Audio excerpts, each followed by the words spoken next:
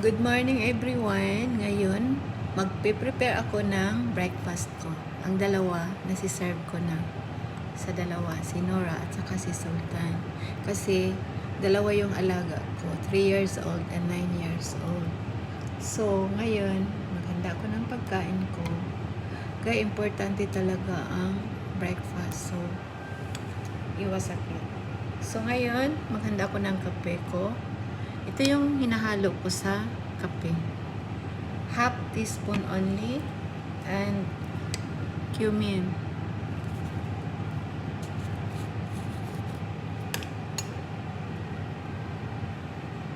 Ganyan lang siya.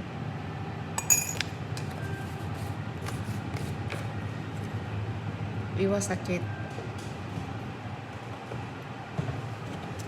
Tapos, siya, turmeric. Kunti lang din. Ganyan lang.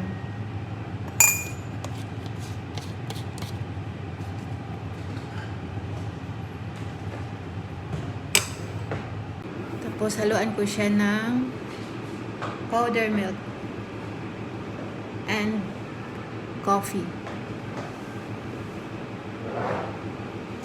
Ito yung kape. Ganyan lang siya.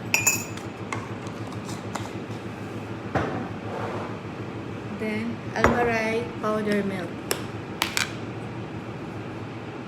Yan siya.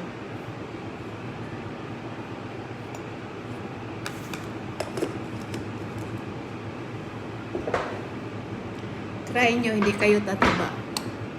Then, I mix with honey. Put honey. Every morning. Ginagawa ko to siya every morning. Tapos,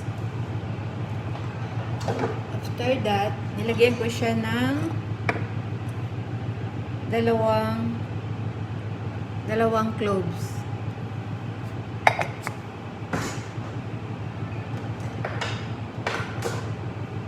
Pangpabata. Ito na siya. Ito yung breakfast ko. Ito yung kape ko. Every morning ko talaga to siya iniinom.